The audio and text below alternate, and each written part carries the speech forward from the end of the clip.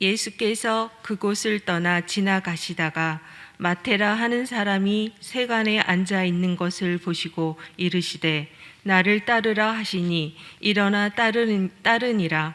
예수께서 마태의 집에서 앉아 음식을 잡수실 때에 많은 세리와 죄인들이 와서 예수와 그의 제자들과 함께 앉았더니 바리새인들이 보고 그의 제자들에게 이르되 어찌하여 너희 선생은 세리와 죄인들과 함께 잡수시느냐.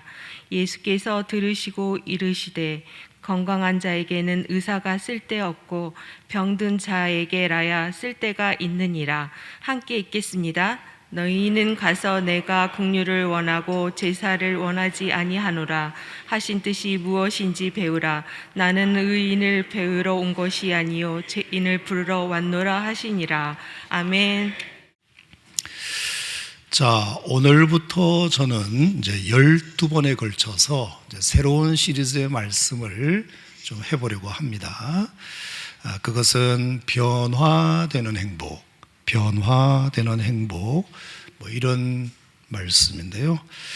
자, 이것 역시도 저는 성경이 주는 분명한 복음을 우리가 확신하고 그 확신을 따라 우리가 순종할 때 주어지는 또 하나의 행복이다. 저는 그렇게 생각합니다. 한번 따라 해보시기 바랍니다. 하나님은 나를 변화시켜 주십니다. 아멘입니까? 한 번 더 말씀대로 살면 나도 변화될 수 있습니다. 동의하십니까? 그렇게 일단 믿고 한번 저를 따라와 보시기를 바랍니다. 사실 우리가 시간이 흐른 만큼, 세월이 가는 만큼, 인생을 산 만큼, 또 우리가 신앙생활을 하는 만큼 내가 어딘가에 머물러 있지 않고 계속적으로 변화되어 간다는 것은 참 기쁜 일이잖아요. 그죠? 다행히 내가 나쁜 쪽으로 변질되지 않고 좋은 쪽으로 변화되어 가는 것을 스스로 확인하는 기쁨은 얼마나 큰지 모릅니다. 흐르는 세월로 인하여 겉사람은 후패할 수 있지만 속은 날마다 새로워지는 행복. 당연히 내가 나이가 들다 보면 육신이야 머리도 빠질 수 있고 눈도 침침해질 수 있고 먹는 것도 시원찮고 소화도 안 되고 하지만 배는 안 들어가고 그전처럼 잘 뛰지도 못하고 이상하게 잠도 못 자고 중간에 자꾸 깨고 아무리 쉬어도 피곤이 잘 안 가시고 이제는 단순한 것도 잘 안 외워지고 또 외워도 까먹고 이러면서 마음은 원이로되 육신이 약해질 수는 있지만 그래도 믿음에서만큼은 또 누군가를 섬기는 일에서만큼은 담대하게 주님을 위해서 사는 삶만큼은 꾸준히 좋은 쪽으로 이렇게 변화되어 가는 것은 여러분이나 저나 다 바라고 있는 바 아닐까 생각합니다. 교회 나오기 전과 교회 나온 후가 다르고 침례받기 전과 침례받은 후가 다르고 집사 되기 전과 집사된 후가 다르고 장로 되기 전과 장로된 후가 다른 것은 너무나 두말할 것도 없이 자연스러운 것 아닙니까? 왜냐하면 하나님이 그런 변화를 주시는 분이시고 믿음이라는 것이 또 그 변화를 전제하고 또 교회 역시도 세상의 어떤 단체보다 이 변화에 대하여 이렇게 강조하는 단체는 사실은 교회가 가장 특별하지 않습니까? 여러분 변화되어야 한다고 마음을 새롭게 함으로 변화받으셔야 된다고 새것이 되어야 한다고 의와 진리의 거룩함으로 지으심을 받은 새 사람을 입어야 한다고 이러면서 끊임없이 변화의 도전을 듣는 우리로서는 이 변화는 이제는 될 때가 됐다.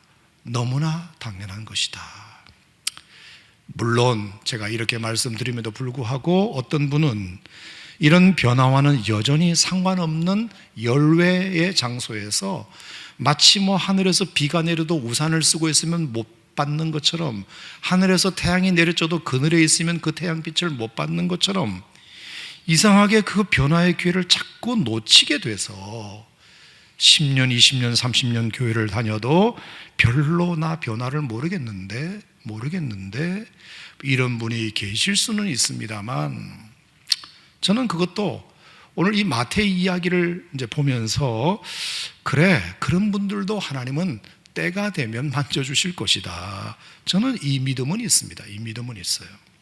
그러니 여러분, 오늘부터 제가 이제 12번 12제자 설교를 하려고 하거든요. 12제자 설교를 하려고 하는데, 마태 설교를 오늘 하고 다음 주에는 또 다른 제자 설교하고 다른 제자 설교하겠지만, 여러분 베드로를 설교할 때든 도마를 설교할 때든 마태를 설교할 때든 하여간 어떤 사람에 대하여 설교를 하든지 단 한 명이라도 여러분의 인생과 탁 맞아떨어서 스파크가 일어나기를 바랍니다. 정말 12번의 이 기회가 내 인생의 마지막 변화의 기회라고 생각하고, 여러분 오늘부터 12번 딱 마음을 집중하고, 그래 내가 아직도 뭔가 변화될 것이 있으니까 목사님을 통해서 이 말씀을 주시겠지라고 생각하고, 여러분들이 뭐가 변화되어야 될지는 여러분 스스로가 잘 아니까 이 12번 기회를 통해서, 그래 마태가 어쩌면 나랑 너무 닮았네, 베드로가 어쩌면 나랑 너무 많이 닮았네, 하여간 여러분들에게 뭔가 필이 딱 꽂히는 사람이 있을 겁니다. 그러면 그 사람을 만났을 때 여러분 스파크가 일어나서 정말 이 기회에 이 변화의 불꽃이 여러분에게 일어나기를 주의 이름으로 축원합니다. 따라합시다. 주여 내게도 변화를 주소서. 아멘. 자, 그래서 저는 오늘 이제 12제자 스토리를 오늘부터 이제 시작을 좀 해보려고 하는데요. 사실 이 12제자 스토리는 제가 연구하면 연구할수록 이 변화의 매뉴얼, 변화의 교과서, 변화의 가이드북이라고 할 만큼 굉장히 이 변화에 대하여 우리에게 도전을 주는 설교라고 생각합니다. 17년 목회하는 동안 제가 12제자 설교는 처음인데 오늘부터 한번 해보도록 할 테니까 귀 기울여 한번 들어보시기를 바랍니다. 자, 오늘은 첫 번째 마태입니다. 마태. 왜 마태를 첫 인물로 꼽았느냐? 신약 성경의 시작이 마태복음이고 그 마태복음을 기록한 사람이 마태이기도 하고, 어쩌면 이 마태의 변화를 제가 보면서 굉장히 급격하게, 굉장히 확실하게, 굉장히 분명하게 정말 변화를 경험한 사람 중에 한 사람이기 때문에 첫 시간에 이 마태를 소개하는 것이 좋을 것 같다 생각이 들었습니다. 자, 그 마태의 원래 직업은 여러분 잘 아신 대로 세리였습니다. 그죠? 세리.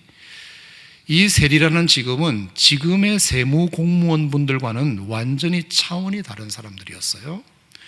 목구멍이 포도청이라 그들은 어쩔 수 없이 그 일을 할 수밖에 없다고 했겠지만은, 당시의 사람들은 그들을 가장 싫어했던 부류의 한 사람이었습니다.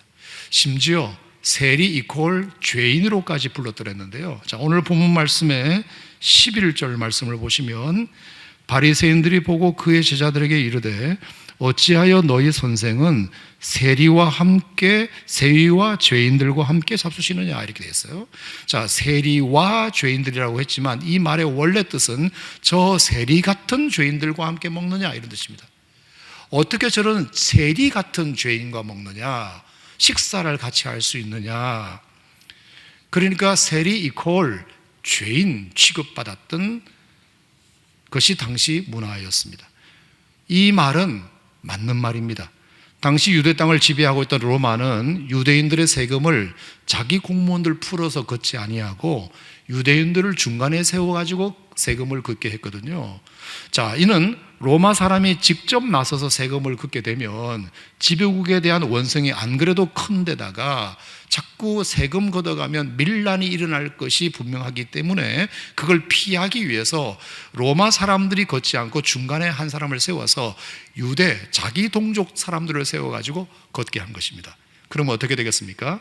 자기들 사람을 세워서 걷게 하면 불만이 있어도 싸워도 자기들끼리 싸울 거니까, 이런 작전을 로마가 머리를 쓴 겁니다.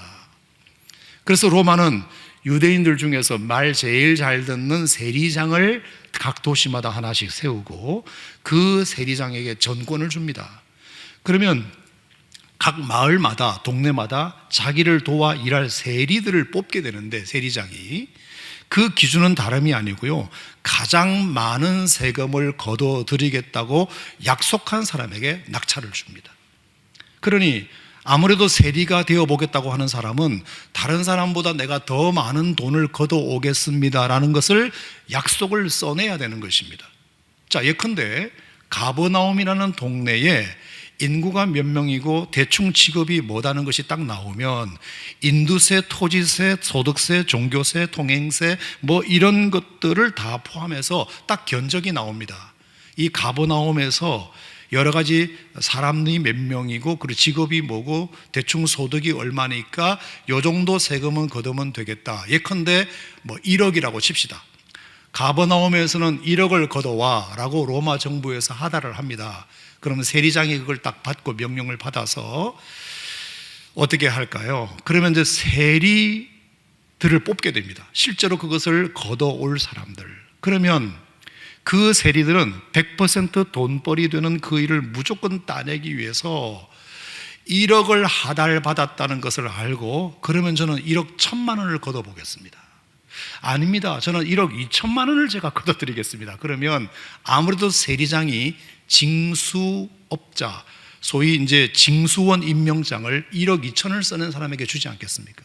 왜냐하면 그렇게 1억 2천을 걷어오게 하면 1억은 본국에 바치고 2천은 자기가 먹을 수 있으니까. 그러니까 세리들을, 말 잘 듣는 세리들을 포진시켜가지고 가급적이면 악독한 사람들, 돈 잘 뜯어내는 사람들을 세리를 시키면 많이 걷어오고 자기도 많이 남으니까. 자, 그러니까 그 세리 입장에서 징수 공무원 임명장을 받았다고 칩시다. 그러면 자기도 1억 2천을 써냈으니까 자기도 남는 장사를 해야 될 것 아닙니까? 그러면 주민들에게 별별 구실을 다 붙여서 더 많은 세금을 매기게 되고 때로는 말도 안 되는 벌금까지도 만들어 매겨서 어쨌거나 1억 2천보다 더 많은 세금을 걷어들이려고 발부동을 칩니다. 왜? 자기도 1억 2천을 바치고 나서 자기도 얻는 수입이 있어야 되니까. 그러니 그런 완장차고 돌아다니는 세리들은 민족의 반역자 취급을 받을 수밖에 없는 것입니다. 피를 빨아먹는 사람들. 그래서 당시에는 창기와도 같은 수준의 죄인으로까지 취급받습니다. 창기는 몸을 팔아 이득을 취득하지만 세리는 양심을 팔아 이득을 취득하는 못된 부류로 여겨지고요. 또는 칼만 안 들었을 뿐이지 멀쩡한 시민의 피를 빨아먹는 강도와도 같다며 당시 유대 사회에서는 가장 사악하고 더럽고 양심 없고 없는 사람들로 취급당하게 됩니다. 심지어 탈무드에 보면 어떤 말도 있느냐 하면은요, 다른 사람은 몰라도 세리가 회개했다는 것만큼은 믿어주지 않아도 죄가 안 된다, 이런 말이 있어요. 무슨 말일까요? 세리는 절대로 회개할 리가 없다. 회개해서도 안 된다. 여러분, 제가 언젠가 까라바조의 그림을 한번 보여드렸는데, 마태의 소명이라고, 예수님이 그 세관에 앉아 있는 예수님의 그 세리에게 찾아와 가지고 예수님이 이제 레위야라고 이제 지목을 하잖아요. 그 그림 보셨죠?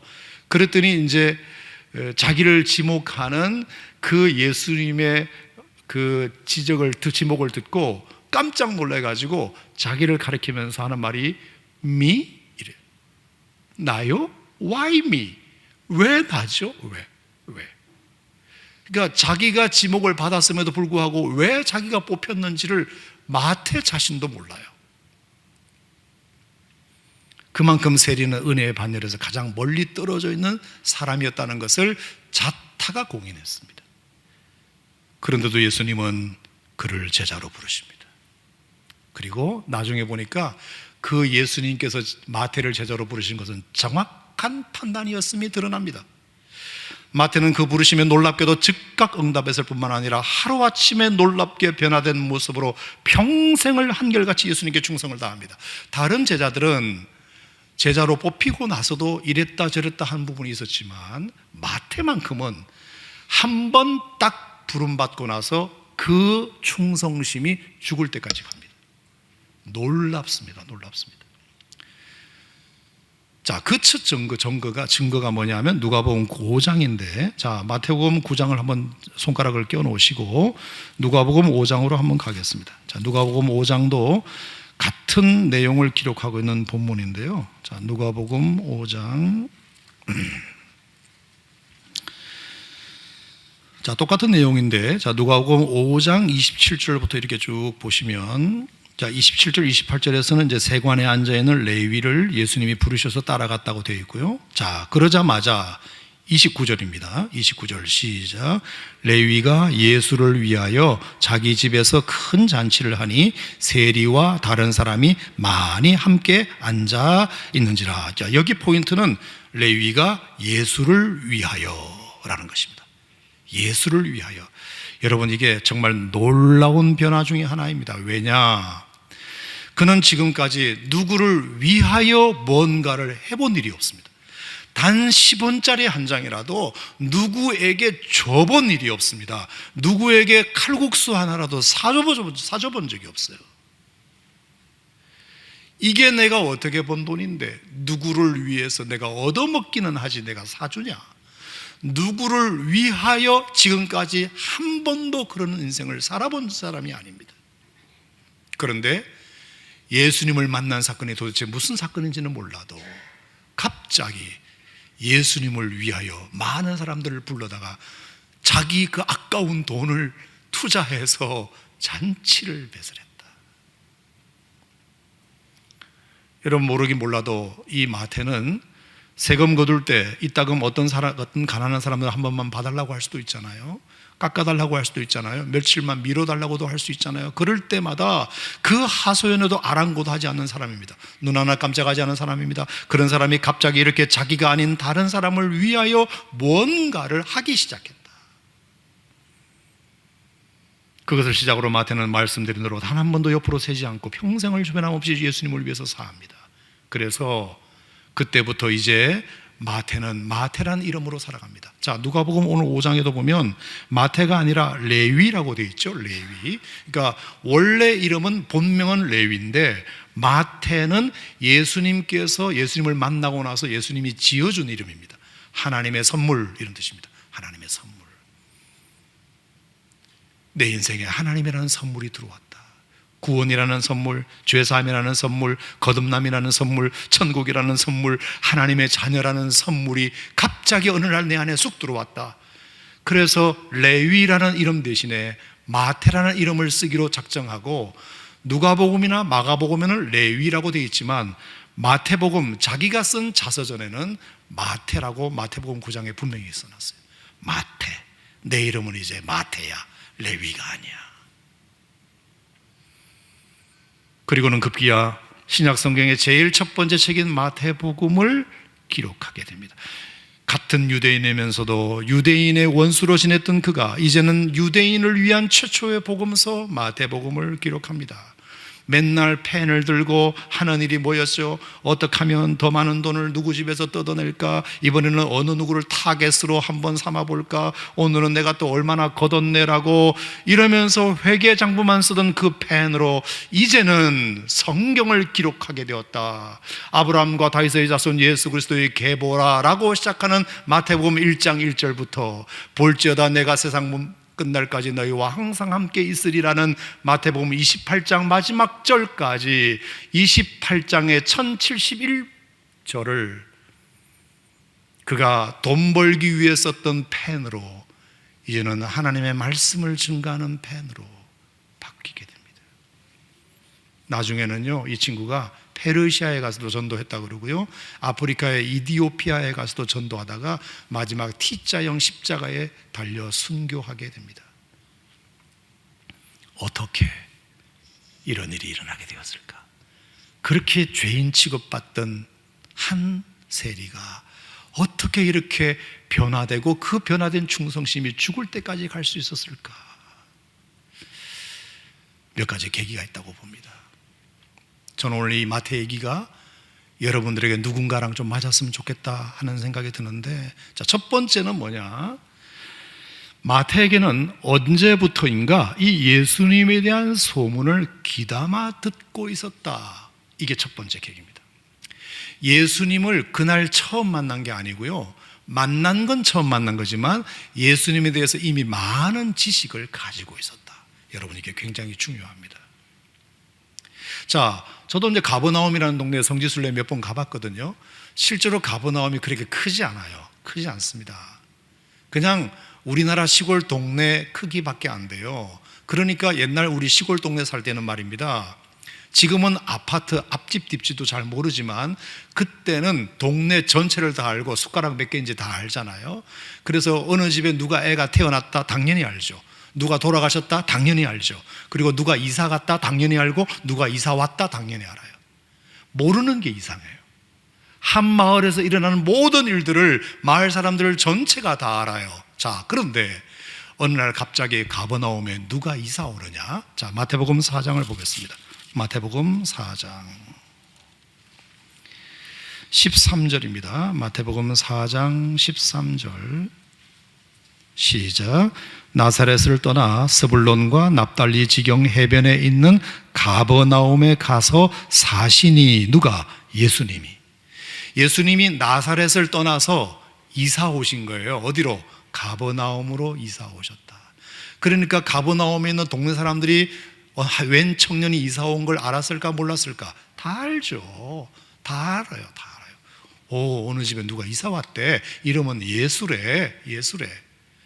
그러니까 가버나움에서 세리 일을 하고 있었던 마태는 예수님의 존재를 이때부터 알았어요. 웬 청년이 이사 왔나 보다 이렇게 생각을 했는데 갑자기 이 친구가 4장 18절 19절 20절 보세요. 갈릴리 해변에 다니다가 두 형제 베드로라 하는 시몬과 그의 형제 안드레가 바다에 그물 던지는 것을 보시니 어부라 말씀하시되 나를 따라와라 내가 너희를 사람 낚는 어부가 되게 하리라 하시니 그들이 그물을 버려두고 예수를 따랐다. 여러분, 베드로와 안드레가 갈릴리 바다에서 정말 뼈가 굵은 베테랑 어부인데 갑자기 이사 온 예수의 말을 듣고 그의 제자가 되었다는 소식을 세리 마태는 알았을까 몰랐을까? 알았지.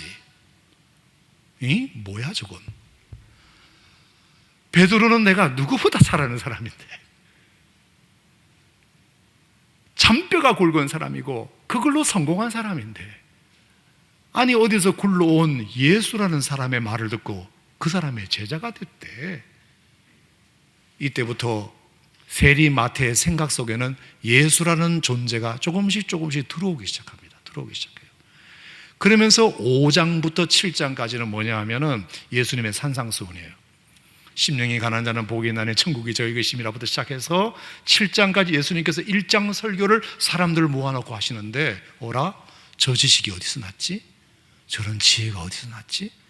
그리고 수많은 가버나움의 사람들이 우르르 몰려가서 그 설교를 들으러 가는 모습을 보니 마태도 궁금해서 견딜 수 없으니까 그 뒷공문이라도 따라갔다 안 따라갔다? 따라갔다. 안 믿지만, 믿지는 않지만 들으나 보자. 도대체 무슨 내용을 전하길래 베드로까지 제자 삼았을까? 근데 기둥으로 듣는데요, 그 말이 지금까지 한 번도 들어보지 못했던 말씀이에요.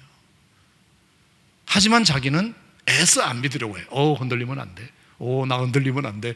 정신 차려야지. 이렇게 된 거죠. 근데 그뿐만 아니에요. 마태복음 8장에 가면 무슨 일이 일어나느냐. 나병 환자를 고쳤대요. 백부장 화인을 고쳤대요. 풍랑을 잔잔케 했대요. 귀신 들린 사람을 고쳤대요. 9장에 와서는 중풍병자를 또 고쳤대요. 수많은 사람들의 병자를 고치는 모습이 소문이 들리기 시작하니까 마태도 궁금해서 죽겠네요. 궁금해요. 도대체 이 사람이 누구냐? 하지만 자기 체면에 애써 무시합니다. 괜히 자기도 흔들릴까봐. 하지만 그 마음속에 이런 질문을 합니다. 도대체 저 예수라는 사람이 누구길래 저렇게 설교를 잘하지? 지식은 어디서 났지? 어떻게 저렇게 사람을 잘 고치지? 어떻게 사람들이 저렇게 많이 따르지? 나는 돈은 많은데 내 주변에 사람 한 사람 없는데 저 사람은 가난뱅이처럼 보이는데 어떻게 사람들이 저렇게 많을까? 부럽기도 하고 부러우면 지는 거야 이렇게 생각하면서도 내가 기회가 되면 한 번은 좀 만나고 싶다 이 생각이 들었을까요? 안 들었을까요? 들었죠. 한 번은 내가 만나고 싶다. 예수라는 존재에 대해서 분명히 알고 있었어요. 그러던 어느 날 오늘도 출근해서 어느 집에 가서 또 돈을 뜯을까 뭐 이런 계산하고 있는데 갑자기 누군가 쓱 지나가면서 자기 이름을 부르는 겁니다. 레위여. 레위여, 누구지? 보니까 멀리서만 바라보던, 소문으로만 듣던 그 예수가 어떻게 자기 이름을 알고 레위여, 심장이 벌렁벌렁, 심장이 쿵쾅쿵쾅, 심지어 자기를 따르라 하는데 이 번개 맞은 듯한 초청이 그를 타격합니다. 타격해요. 그래서 자기도 모르게 그냥 한 방에 무너집니다. 그 돌 같은 바위 같은 마음이 한 방에 번개를 맞고 꼬꾸라집니다. 마치 무엇에 홀린 듯이 따라 났습니다. 그러니 그 순간만큼은 오늘 내가 번 돈이 얼마인지 더 이상 중요하지 않아요. 내가 이 직업을 얻기까지 얼마나 높은 경쟁률을 뚫고 따낸 건데 계산하지 않아요. 내가 이걸 여기를 떠나면 다시는 못 돌아올 수도 있는데 이거 생각하지 않아요. 오로지 그분의 찾으심과 부르심만 눈에 들어오게 됩니다. 감사했어요. 황홀했어요. 귀했어요. 놀라웠어요. 놓치고 싶지 않았어요. 이런 기회가 또 언제 오겠나 생각이 들었어요. 여러분, 제가 중학교 3학년 때 얘기를 잠깐 지난번에 드렸었는데, 저는 하나님을 만난 게 하나님 아빠로 만났다 말씀드렸잖아요. 제가 중학교 3학년 때까지만 해도 저는 제 육신의 아버지에게 아빠라고 한 번도 불러본 적이 없거든요. 제가 뭐 길게는 얘기해 드리지 않겠고, 어쨌든 제 아버지에게 언제나 아버지 그랬지 아빠 이래 본 적은 없어요.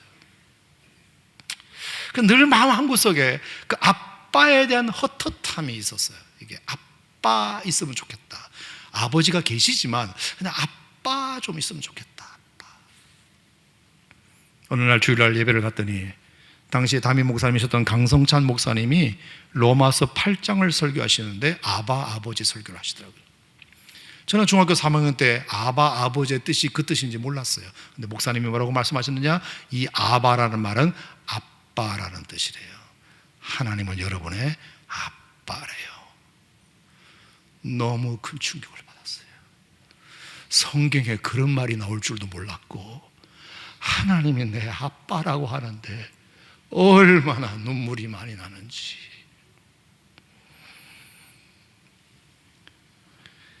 제 마음에 아빠의 부재로 인한 헛헛함이 갑자기 채워지는데, 생각지도 않은 그 기회가 찾아온 것에 대하여 저는 놓치고 싶지 않았어요. 그래서 예배가 끝나고서도 한참을 울면서 아빠 하나님, 하나님의 아빠 되심을 내 마음에 채워가는 시간으로 삼았어요. 다른 친구는 다 끝나고 떡볶이 먹으러 가자고 하지만 나는 지금 떡볶이가 중요한 게 아니었어요. 이런 기회가 또 언제 찾아오겠냐 싶었어요. 그래서 변화는 기회가 오고 감동이 왔을 때 그거 놓치지 않는 게 중요하구나 생각이 들었어요. 변화의 기회는 절대로 아무 때나 오지 않아요. 하나님이 주실 때가 있어요. 그때는 떡볶이도 포기할 수 있어야 돼요. 사실은 그게 중요한 게 아니에요. 지금 마태도 그랬습니다. 지금까지 절대로 마음 안 내주고 딱 경계선을 정하고 소문만 들었던 마태였지만 딱 그날 때가 되매 예수님이 직접 찾아주신 것에 대하여 놓치고 싶지 않았던 거예요. 내가 언제 이 기회가 오겠나? 사람답게 살아볼 수 있는 기회가 언제 오겠나? 그래서 딱 손을 들었어요. 바로 손을 들고 새 사람 됩니다. 아, 그렇다면 우리 교회 누구도 그런 기회가 올 수 있겠구나. 10년, 20년 설교는 듣고 앉아있는데 예배는 오는데 여전히 터지지 않고 있는 분들, 여전히 아무 반응이 없는 분들, 언젠가 하나님의 카이로스의 시간이 되면, 핵폭발의 임계질량에 도달하면, 물이 100도씨가 되면 끓듯이 터지듯이 터질 때가 온다. 터질 때가 온다. 그때까지 좀 기다려보자. 기다려보자. 때가 되면 거둔다. 중국에 가면 이런 대나무가 있다면서요. 뭐 대나무가 다 비슷비슷하지만 그 대나무는 아무리 정성 들여서 물 주고 거름 주면서 무려 5년을 키워도 땅 위로 3cm만 큰데요. 5년간 크는 게 3cm래요. 그러니까 솔직히 실망도 된답니다. 다른 작물은 그동안 벌써 몇 번을 수확하고도 남았는데 어찌 이 대나무는 5년을 자라도 3cm란 말인가. 하지만 그 농부는 실망하지 않는데요. 왜냐? 5년만 지나면 그 나무는 어느 날 갑자기 놀라운 성장과 변화를 가져올 걸 아니까. 실제로 그래서 그 대나무는 5년 정도 되는 어느 날 갑자기 하루에 30cm 이상을 쑥쑥 크면서 6주 만에 25m 이상 커버린다. 울창한 대나무 숲을 이룬다. 그러므로 그 대나무는 5년 동안 눈에 보이지는 않았지만 눈에 보이지 않는 땅 속에서는 뿌리로 자라고 있었던 것이에요. 뿌리로 자라고 있었다. 그래야 강한 태풍과 지진에도 견딜 수 있으니까. 뿌리를 대신 튼튼하게 내리고 있었다. 사람도 저는 그렇다고 봐요. 지금은 맹하게 앉아있지만 아무 반응이 없어서 실망될 때도 있지만 가버나움에 이사온 그 청년으로부터 소리 소문 없이 들었던 그 내용들이 차곡차곡 마태의 가슴 속에 쌓여 있다가 어느 날 임계질량에 딱 도달하면서 핵폭발이 팍 일어났어요. 그래서 저는 이렇게 들어두는 말씀이 절대로 소용없다고 생각하지 않아요. 아멘을 안 해도 괜찮다고 생각해요. 저는 다 어딘가는 스며들어 있을 테니까. 어딘가는. 그게 저는 실망하지 않아요. 그래서 기다리지 뭐. 하나님께서 5년만 지나면 3cm가 25m가 되리라 생각한다. 3cm가 변화에 대한 그 생각이 제가 들더라고요. 이게 첫 번째 마태의 변화를 통해서 제가 깨달은 거고요. 두 번째는 12절 13절을 보겠습니다. 마태복음 9장 12절 13절. 예수님께서 하신 말씀인데 식사 자리에서요. 시작. 예수께서 들으시고 이르시되 건강한 자에게는 의사가 쓸데없고 병든 자에게라야 쓸데있느니라. 너희는 가서 내가 긍휼을 원하고 제사를 원하지 아니하노라 하신 뜻이 무엇인지 배우라. 나는 의인을 부르러 온 것이 아니고 죄인을 부르러 왔노라. 식사 자리에서 예수님께서 느닷없이 무슨 얘기했냐면 나는 병든 자에게 의사가 필요하지 건강한 자에게는 필요 없지 않냐. 나는 죄인을 부르러 왔지 의인을 부르러 온 게 아니야. 이 얘기를 지금 마태를 앉혀놓고 얘기하는 거예요. 누구 들으라고? 마태 들으라고. 마태 들으라고. 마태, 당신은 병든 자야. 환자야. 마태, 당신은 죄인이야. 나는 그래서 온 거야. 이 얘기를 지금 마태 들으라고 하는 소리잖아요. 듣는 마태 기분 나쁘다 안 나쁘다? 나쁠 수 있어요. 예수님, 나 엊그제 건강검진 했는데 용종 하나 없습니다. 나 건강해요. 내가 왜 병든 자입니까? 내가 왜 환자입니까? 얼마든지 얘기할 수 있어요. 그리고 내가 죄인 취급받는 건 아는데 예수님까지 그러면 나 섭섭합니다. 나 오늘 당신 위해서 밥까지 대접하는데 어떻게 당신까지 나한테 죄인이라고 말합니까? 섭섭할 수 있어요. 하지만 오늘 마태는 이 말을 그대로 인정해요. 인정했다는 증거가 뭔지 아세요? 마태복음은 자기가 썼거든요. 기분 나쁘면 이 말을 없애버릴 수도 있어요. 아예 빼버리면 돼요. 왜? 자기 자서전이기 때문에. 근데 여기다가 떡하니 써놓은 걸 보면 자기도 그 말을 인정했다는 뜻이에요. 맞아요. 예수님 어떻게 하셨어요? 저 아파요. 저 많이 아파요. 건강검진해서 병이 잡힌 게 아니고 내 인생이 지금 아파요. 내 마음이 아파요. 나 고장나도 너무 고장난 사람이에요. 나 죄인 맞아요. 나 죄인 맞아요. 여러분, 이 고백이 마태의 변화를 가져오는 계기가 됩니다. 계기가 돼요. 여러분 인생에 단 한 번은 우리가 하나님 앞에 무슨 고백을 해야 되는지 아십니까? 하나님, 나 아파요. 나 고장났어요. 나 잘못돼도 한참 잘못됐어요. 하나님, 나 고쳐주세요. 하나님, 한 번만 나 고쳐줘봐요. 하나님, 나 죄인이니까 나 구원받고 싶어요. 하나님, 나 용서해 주세요. 이런 진실한 고백이 하나님 앞에 한 번은 있어야 돼요. 그래야 변화가 일어나요. 변화가. 내가 왜 환자냐? 내가 왜 죄인이냐? 내가 뭐 살인짓을 했냐, 강도짓을 했냐 이러면 힘들어요. 구원이 여러분의 선물이 될 수 없어요. 따라합시다. 주님, 날 만져주옵소서, 고쳐주옵소서, 살려주옵소서, 용서해주옵소서, 구원해주옵소서, 새롭게 하옵소서. 아멘. 저는 여러분에게 이런 기도가 있기를 바랍니다. 세 번째 마태의 변화는 아주 재밌는 계기가 되었어요. 그의 이름이 원래 레위였다는 것이 한몫했다. 저는 그렇게 생각합니다. 자, 이 레위라는 이름은 굉장히 좋은 이름이에요. 사실은 야곱의 12아들 중에 레위가 있었죠. 그 12지파를 통해서 레위는 지파가 되는데 제사장 지파가 됩니다. 그래서 성전을 봉사하는 지파가 레위 지파예요. 그런데 마태의 부모님이 워낙 성품이 좋고 신앙이 좋아가지고 자기 아들을 딱 출생했는데 이름을 레위라고 지었다는 말은 앞으로 네가 크면 뭐가 되라? 제사장이 되라. 여러분, 왜 여러분들도 부모님이 믿음이 좋으면 자식 낳아가지고 이름을 성경적인 이름으로 짓잖아요. 그리고 좀 더 나가시는 분들은 하나님, 제가 이 아들을 박칩니다 이러잖아요. 함부로 그렇게는 하지 마세요.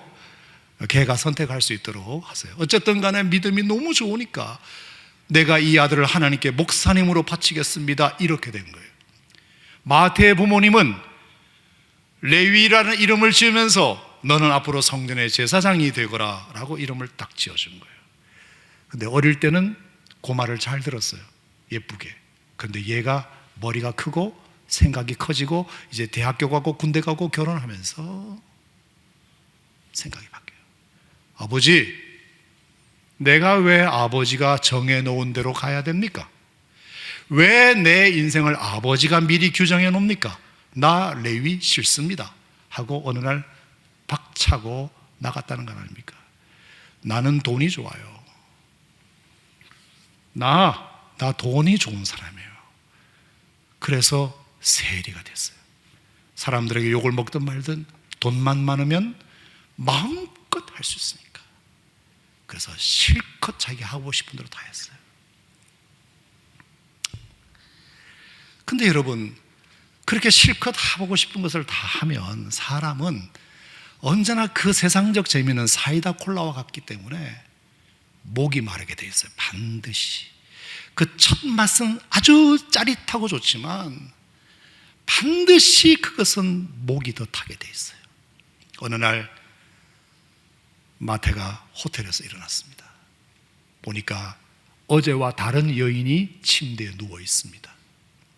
근데 깨재재한 모습으로 한 11시, 12시에 일어났습니다. 그리고 우연히 자기 거울을 봐요. 거울을 봅니다. 사람이 살다 보면 갑자기 거울을 볼 때가 있어요. 갑자기. 그냥 자기 영혼을 확 비추는 거울을 맞닥뜨릴 때가 와요. 그게 사춘기 때 오고요, 사춘기 때 오고요, 그리고 어떤 인생이 실패했을 때 그때 딱 와요. 갑자기 거울에 비친 자기 모습이 너무 흉측하고 너무 추하고 너무 날카로워 보이는 거예요. 어릴 때 내가 엄마 아빠 손잡고 성전 다니면서 예배드렸던 그 모습은 아예 없어졌을 뿐만 아니라 어젯밤에 내가 유흥을 즐기면서 향락을 즐기면서 장기와 놀아나면서 얼굴이 퉁퉁 부어서가 아니라 뭔가 내 인상이 바뀌었네. 내 인상이 바뀐 거예요. 자기도 모르게. 뭐지? 내가 안 그랬는데? 나 레위인데? 엄마 아빠가 나 레위라고 살라고 지어줬는데 내가 지금 여기서 뭐하고 있지? 저 여인은 누구지? 인생을 살다 보면요, 요럴 때가 꼭 한 번 와요. 꼭 한 번 옵니다. 와요. 자기를 투명하게 비춰볼 때가 와요. 싹 완전히 CT 촬영을 하듯이 쫙 찍어볼 때가 옵니다. 내가 어렸을 때 이제 추억하는 거예요. 내가 레위였을 때 성전에 가면 우리 제사장 아저씨가 나를 참 많이 반겨줬는데, 오 레위 왔구나, 너 이름이 왜 레위니? 예, 우리 아빠가요, 저 커서 레위 제사장처럼 되라고 지어줬어요. 오, 그래? 아빠 훌륭하시네. 너도 앞으로 제사장, 훌륭한 제사장이 될 거야. 아저씨가 기도해 줄게. 했던 그 대화가 생각났어요. 그 주일학교 때 교회 다녔던 것이 생각나. 주일학교 때 내가 곧잘 암송도 잘했었는데, 주일학교 때 곧장 발표도 잘했었는데, 문학의 밤 때 내가 아주 도맡아 주인공도 했었는데, 내가 지금 여기서 뭘 하고 있는 건가?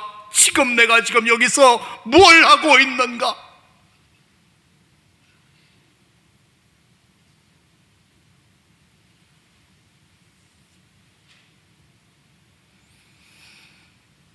그래서 저는 마태복음 9장을 마태가 쓰면서 가장 눈물을 많이 흘린 부분이 이 부분이다. 자, 마태복음은 마태의 자서전인데 쭉 쓰다가 마태복음 9장을 딱 쓰면서 나 같은 죄인을 예수님이 만나셨네. 그러니까 여러분, 이런 사람들은 이제 어떻게 되느냐면요, 마지막으로 이렇게 들어보세요. 계기가 필요해요. 계기가. 멀쩡하게 혼자서 뚫레 교회 가기는 쉽다 어렵다? 어려워요. 진짜 어렵더라고요. 깨닫기는 했는데 그때 누가 필요하냐? 나를 좀 잡아주는 사람이 있으면 좋겠어요. 딱 교회 가자고, 딱 내 이름을 불러주는 사람이 있으면 딱 좋겠는데 혼자 가기는 뻘쭘한 거예요. 깨닫기는 깨달았는데 돌아가고는 싶은데 뭔가 혼자 갈 용기는 없는 거예요. 왜? 너무 지은 죄가 많고 너무 멀리 와버렸기 때문에. 너무 멀리 왔어요. 돌아갈 거리가 너무 멀어. 혼자는 못 가. 그러면 누군가 같이 가자 해줄 사람이 필요해요. 이게 전도예요. 전도. 해줄 사람이 필요해요. 계기가 필요하다. 계기가. 제가 고등학교 3학년 때 친구 초대반 같은 거 하잖아요. 그래서 성아무개를 제가 전도했거든요. 누군가는 해야 되니까 한 사람은 무조건 데리고 오래요. 그래서 걔를 교회 갈래? 했어요. 그랬더니 얘가 기다렸던 듯이 그래 가자 하고 출석했는데 둘째 주, 셋째 주, 넷째 주 지금까지 영원히 교회를 한 번도 안 빠지고 나오는 거예요. 그래서 내가 너무 고맙다. 내 청을 받아줘서 고맙고 지금까지도 신앙생활을 해서 너무 고맙다고 제가 고등학교 3학년 때 그때 몇 주 지나서 얘기했더니 이 친구가 나한테 대뜸 화를 내더라고요. 고등학교 1학년 때도 같은 반이었거든요. 3학년 때 같은 반. 2학년 때는 헤어졌다가 종훈아, 나 너 섭섭하대. 어떻게 네가 1학년 때부터 나랑 친구인데 이제 고3이 돼서 나보고 교회 가자 그러냐? 너는 친구도 아니다. 이렇게 얘기하더라고요. 계기가 필요했던 거예요. 누군가 나를 잡아주기를 원했던 거예요. 근데 그거를 고등학교 3학년이 되어서야 저는 했다는 거 아닙니까? 그 친구는 섭섭했나 봐요. 좋기도 하지만 섭섭했던 것 같아요. 이 좋은 교회를 어떻게 니만 다니고 나한테는 한 번도 가보자는 소리 안 했냐? 이 뜻이에요. 지금 레위라는 삶이 어릴 때 주일학교 다녔던 그 추억이 갑자기 어느 날 확 되살아나가지고 거울을 보는 순간 초췌해진 자기 모습을 보고 돈이고 뭐고 다 싫다. 이제 이것도 지긋지긋하다. 요럴 때가 와요. 근데 혼자 돌아가기는 뭐하고, 그래 내가 너무 멀리 왔는데 이제서야 내가 돌아간다고 하나님이 받아주실 것도 아니고, 그래 오늘도 출근이나 하자. 그래서 출근해가지고 오늘도 장부를 들여다보면서 어느 놈에게 좀 빙땅을 뜯을 것인가 이거 계산하고 있는데 갑자기 밖에서 누가 쓱 지나가면서 레위야 부르시는 거예요.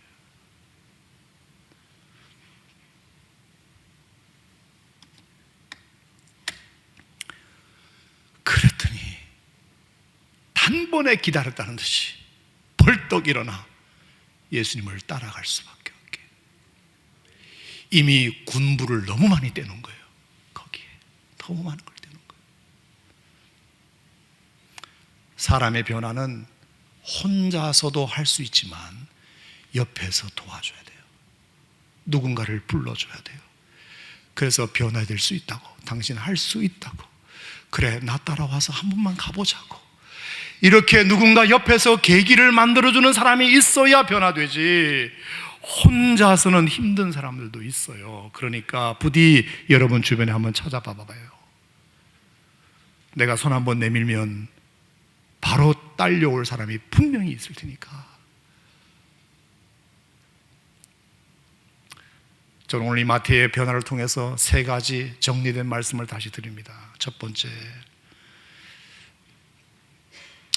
기회를 놓치지 말자.